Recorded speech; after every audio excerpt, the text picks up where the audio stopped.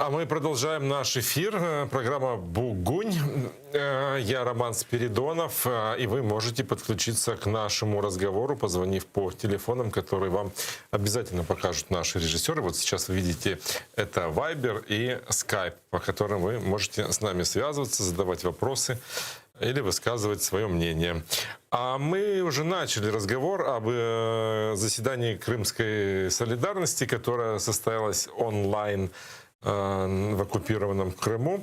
Там говорили о последних событиях в жизни политзаключенных Крыма, рассказывали об этом их адвокаты и родственники. И вот сейчас с нами на связи Мумине Салиева, правозащитница. Добрый вечер.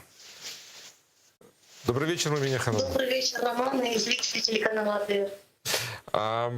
Мы уже с Лилией Гимиджин начали разговор о том, кто был, о каких делах говорили. Вот хотелось бы поговорить о самой встрече. Почему был выбран именно такой формат, как онлайн?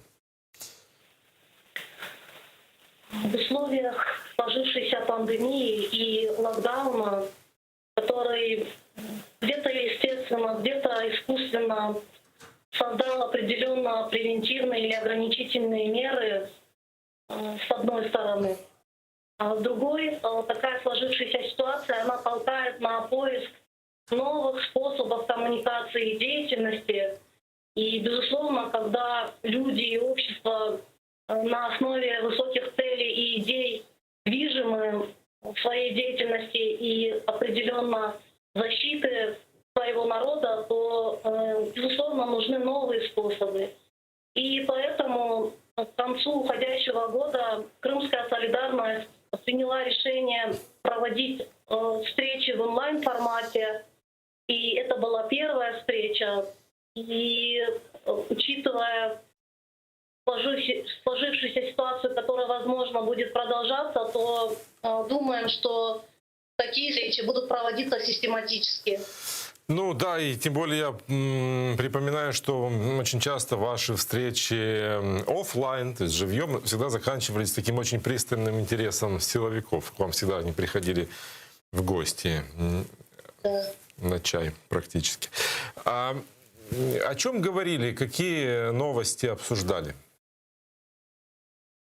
Конечно же, учитывая, что год с собой уносит ряд событий, как положительных, радостных, так и печальных, в такой форме за буквально несколько часов детально обсудить все не удалось, и поэтому была проделана большая работа по тому, чтобы отметить такие важные акценты, которые произошли в этом году. Это и десятки новых сфабрикованных уголовных и административных дел, это и дикие приговоры от 13 до 19 лет. Это и давление на адвокатов, в частности, дело Лили Гемиджи. Это и преследование, так скажем, неугодных имамов за якобы миссионерскую деятельность. Это и прецедент, который произошел в Советском районе, когда мечеть превратили в спортзал, и это задекларировано в докладах ООН. Это и операция «Неофит», когда сотрудники правоохранительных органов приходили к женам, политузникам славянской внешности, соответственно, инициалов в документах. И, безусловно, это формальный повод, который оказывает очередное давление на семьи и на самих политузников. Это и задержание более 200 человек на Керченском мосту, которые направлялись в Ростов-на-Дону на приговор.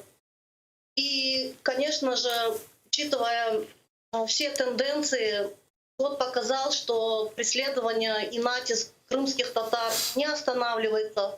Количество политузников продолжает расти, и вместе с тем количество детей политузников тоже. На сегодняшний день 177 несовершеннолетних детей лишены опеки своих отцов.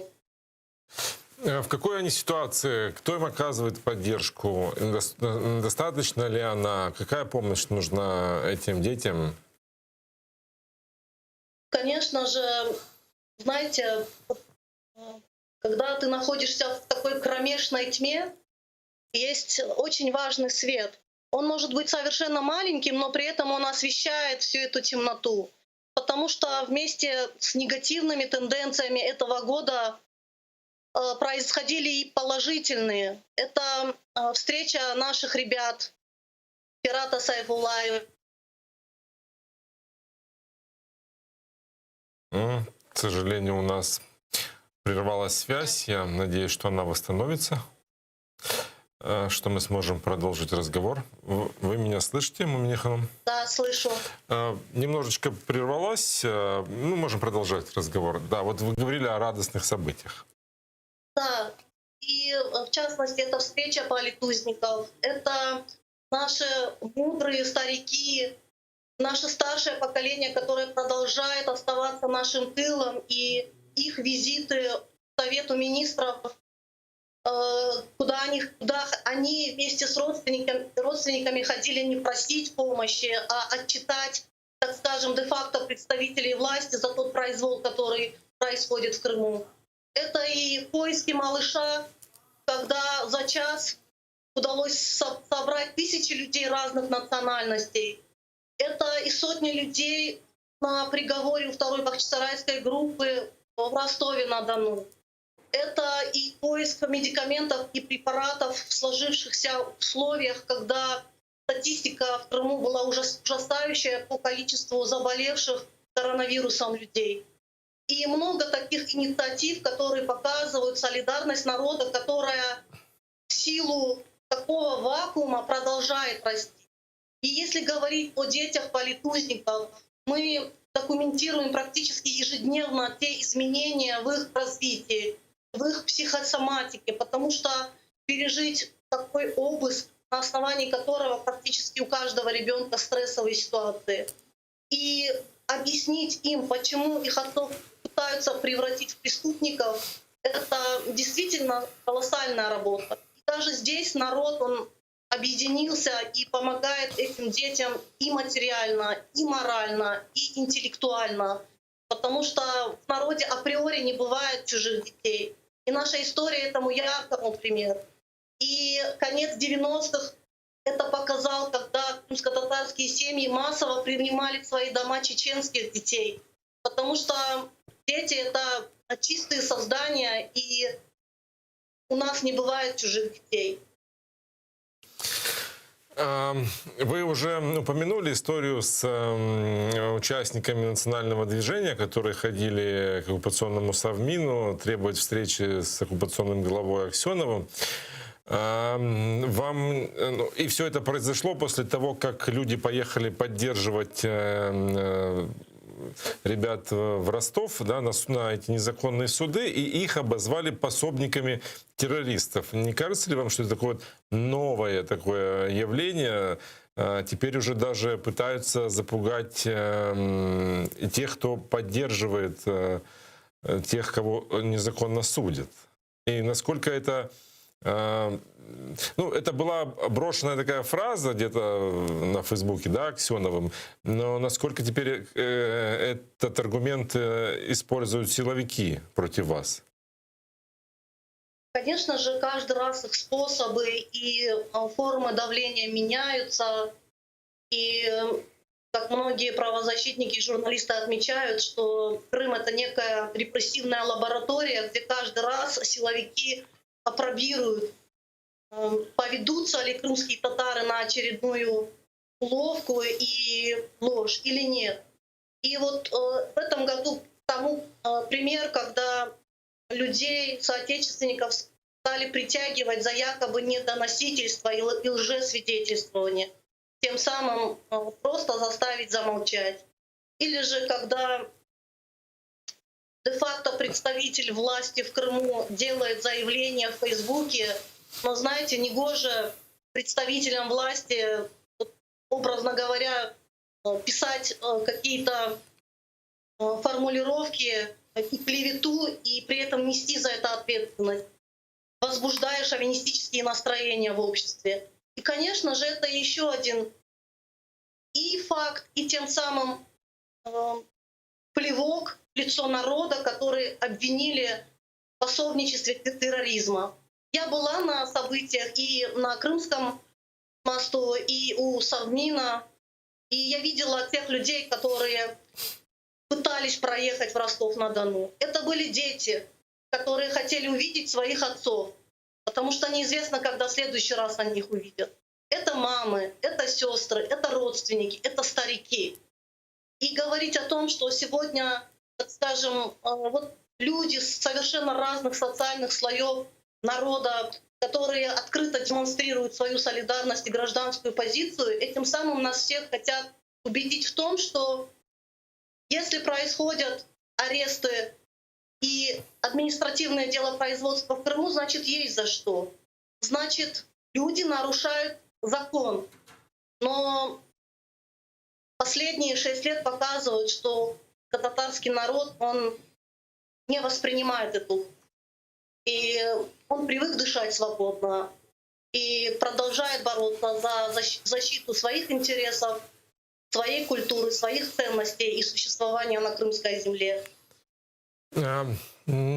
Трудно оспорить ваши слова и трудно сомниться в единстве крымско-татарского народа, но когда чиновники такого уровня бросают в общество такие фразы, это не может не влиять на мнение людей.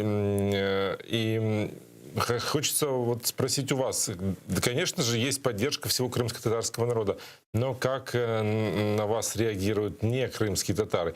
Не вносят ли чиновники вот этот раскол, и, может быть, вы как-то ощущаете какие-то изменения в отношении к вам?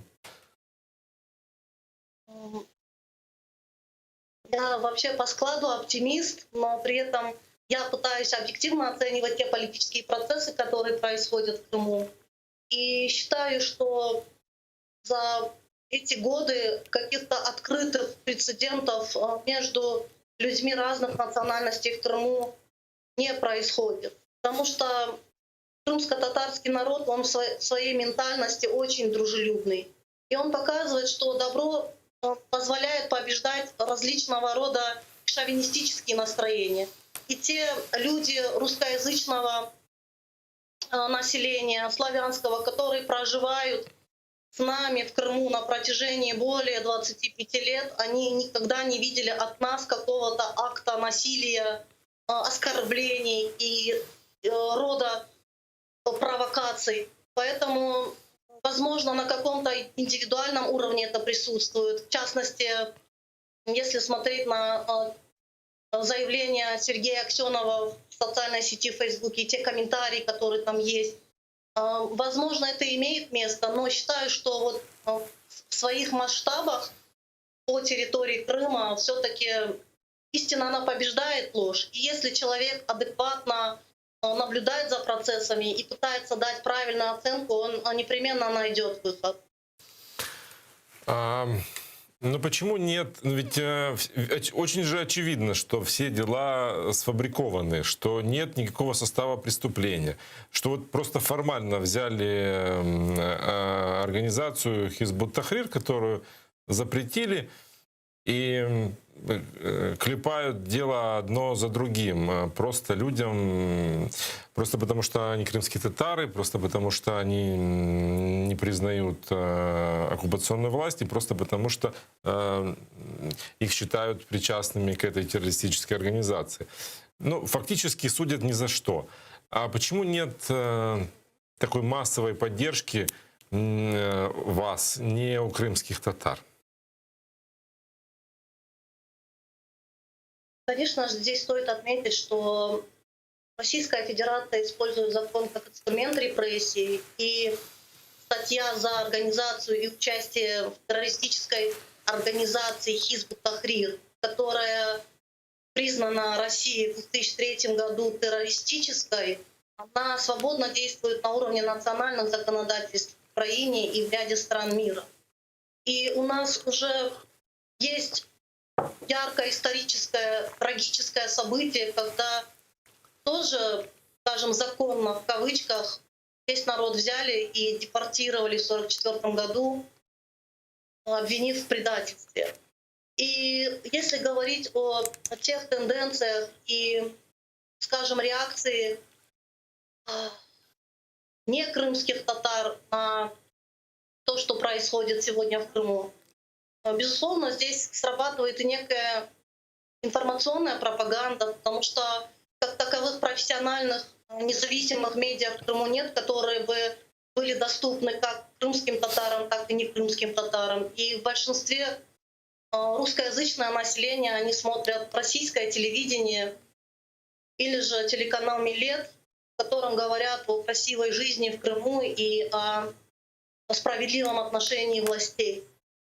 Но думаю, что на то есть и ряд других определенно каких-то субъективных или объективных причин. А что, верят, как дальше сложится, посмотрим. верят Милету? Когда там рассказывают про справедливую, красивую жизнь в Крыму? У меня были определенные дискуссии, когда вставал вопрос о том, какие телевидения, какую информацию подают и какое медиа влияние происходит в Крыму. Конечно же, когда изо дня в день практически круглосуточно тебе показывают дороги, которые строятся, школы, которые открываются, детские сады, и вот такую одностороннюю картину. При этом, когда на различных международных институциях выступают некие представители, которые также заявляют о красивой жизни. И если человек или там, коллектив, группа людей не знают совершенно другую сторону и не анализируют объективно, конечно же, такие взгляды, они присутствуют. Благодарю вас за то, что были с нами на связи и рассказали так подробно о встрече крымской солидарности, которая проходила в Крыму. А сейчас с нами на связи Эдем Семедляев, адвокат. Он вместе со своими коллегами съездил в российский Салават, в исправительные колонии 2 и 16, где содержатся крымско-татарские политзаключенные. Сейчас там отбывают наказание 13 крымских татар. Добрый вечер, Эдем. Добрый вечер. А расскажите, кого вы посетили, в каком состоянии вы застали политзаключенных? Есть ли среди них те, кто нуждается в какой-то экстренной помощи? Да, мы с коллегами посетили всех ребят, которые содержатся в Салавате. Это 13 человек. 6 человек находятся в исправительной колонии номер 16. И 7 человек находятся в исправительной колонии номер 2. На сегодняшний день, конечно же, нас беспокоит здоровье Тимура Абдулаева. Нам, к сожалению, его не вывели, потому что он находится на карантине. Нам лишь дали справку о том, что он содержится в карантине и в связи с этим не может быть выведен для свидания с адвокатами. 2 недели назад у него брали тесты на ковид, они подтвердились, то есть у него обнаружили ковид. И на сегодняшний день, конечно, ему немного полегче, но все равно он находится в карантине, и у него дополнительно взяли еще анализы.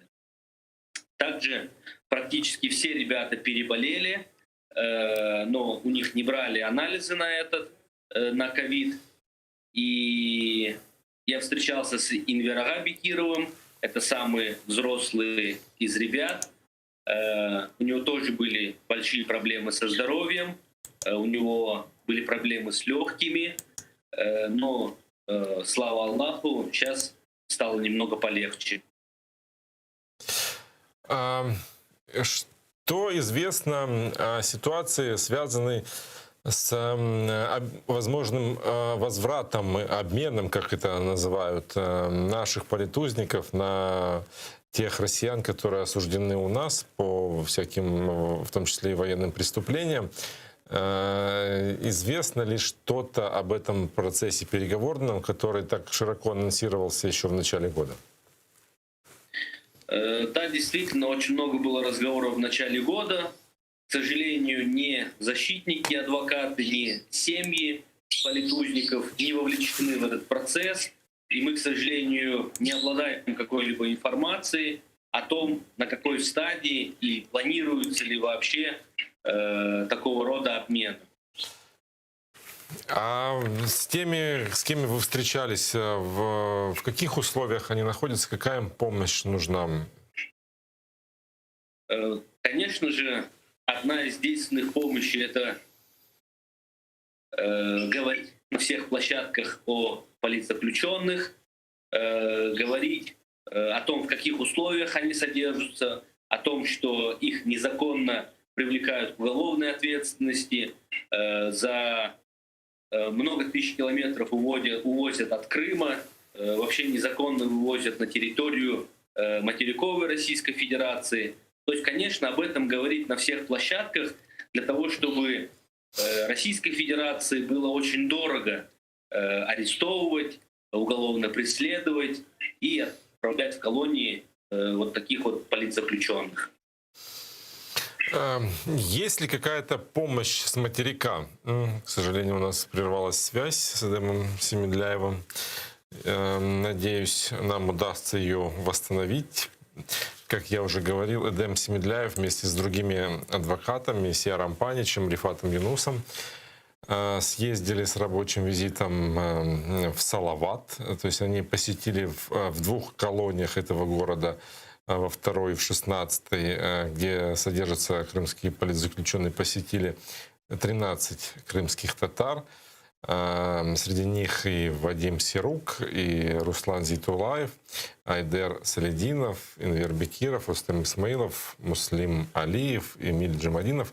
В общем, всего 13 человек, незаконно осужденных российским судом за преступления, которые они не совершали. И, как рассказал Эдем Семедляев, им не удалось встретиться только с Тимуром Абдулаевым, потому что он находится на карантине с коронавирусом. И, как я вижу, Эдем Семедляев снова с нами на связи. Вы меня слышите, Эдем?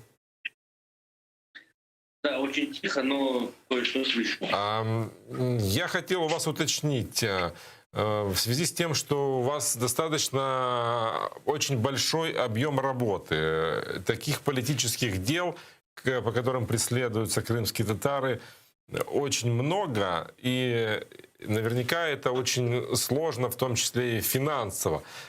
И, может быть, даже какая-то юридическая помощь нужна. Как вам помогает материковая Украина?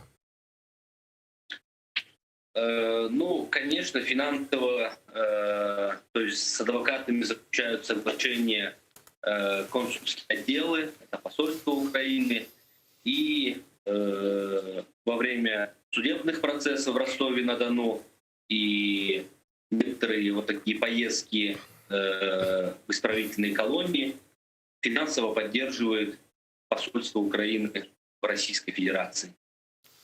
На какую помощь вы бы хотели получить? На что вы рассчитываете? Ну, я же говорю, что в основном, конечно же, ребята политзаключенные нуждаются именно в информационной, о том, чтобы на всех площадках о них говорили. То есть вот именно вот такая помощь для того, чтобы Российская Федерация не могла, использовать эту пропаганду о том, что осуждают не крымских татар, осуждают террористов. Поэтому необходимо об этих уголовных делах рассказывать, для того, чтобы во всем мире знали, что в Крыму преследуют крымских татар как по религиозному, так и по национальному признаку. Вот вы как со стороны оцениваете, кто в этой информационной борьбе выигрывает, Россия или Украина? Ну, каждый на своем поле. Конечно же, в Российской Федерации выигрывает Россия, то есть местное население, конечно же, верит телевизору, который круглые сутки транслирует. На международных площадках, конечно же, я думаю, что доверие к Российской Федерации у многих пропал, поэтому больше доверяют уже правозащитникам, правозащитным организациям, ну и, конечно же, Украине. Ну, я почему спрашиваю? Потому что вот истории, связанные с политическими делами, делами о терроризме, за преследование крымских татар за участие в Хизбут-Тахрир, скажем так, не совсем топовая тема для украинских новостей. Хотел просто узнать ваше мнение. Поэтому наблюдаете ли вы снижение интереса здесь, на материке? Или, ну, в общем, что вы думаете об этом, по этому поводу? Ну, конечно же, то, что происходило в 2014-2015 году, нам очень сложно было вообще объяснить, как на Украине, так и на международных площадках, что Россия очень умело использует термины терроризм, экстремизм. И когда мы рассказывали об этих делах, многие, даже не вникая в суть, в проблему, сразу не хотели слушать, говорят, что с терроризмом мы не работаем, терроризм — это каждое государство, как бы проблема каждого государства. Но когда мы потихоньку начали рассказывать об этих делах, говоря о том, что во всех уголовных делах крымских нет оружия, нет взрывчатых веществ, нет каких-то планов, терактов и всего остального, но людей судят по терроризму и дают сумасшедшие сроки. Сначала смотрели на это очень с недоверием, но на протяжении вот уже 5 лет на сегодняшний день уже как бы нам верят о том, что действительно людей преследуют не за реальные какие-то вещи, не за реальные какие-то теракты либо оружие, а судят просто из-за того, что их назначили террористами. На выходных прошла встреча активистов Крымской солидарности, и там подводили итоги, да, говорили о каких-то тенденциях, о каких-то положительных моментах, о том, в чем ситуация ухудшилась. Как вы оцениваете этот год в контексте политически мотивированных преследований, доступности защиты и невмешательства в адвокатскую деятельность? Ну, я считаю, что, конечно же, преследования увеличиваются, защитникам все сложнее становится работать. Единственное, хочу отметить и положительный момент, что если в 2015 году нам очень было сложно найти коллег, которые тоже брались за такого рода дела, то 2019-2020 год, большое спасибо коллегам, которые не боятся, которые не стоят в стороне, не подключаются вот к этим уголовным делам. А можете назвать этих людей, которые не побоялись связываться с такими, ну, скажем так, неблагодарными делами? Ну, в принципе, их много, и это вот большое дело, где арестовали одновременно сразу 25 человек, и нам удалось найти 25 защитников для каждого из обвиняемых. Достаточно ли хватает сегодня смелости все-таки у защитников, которые вы находите, идти против системы? Ну, в рамках российского законодательства люди работают, освещают. Единственный момент, конечно, кто-то не всегда готов публично выступать в средствах массовой информации, давать интервью, но как бы в зале суда на предварительном следствии они делают все для того, чтобы права и законные интересы не были нарушены. Благодарю вас за то, что были с нами в эфире. Эдем Семедляев, адвокат. О визите, о поездке в Россию для того, чтобы проведать наших политзаключенных. Это 13 человек, которые находятся в российской колонии по сфабрикованным обвинениям. А наше время в эфире подошло к концу. Буквально через несколько минут в эфире информационная служба «Заман» с Урьяне Ситумеровой. А мы встретимся уже после. Не переключайте.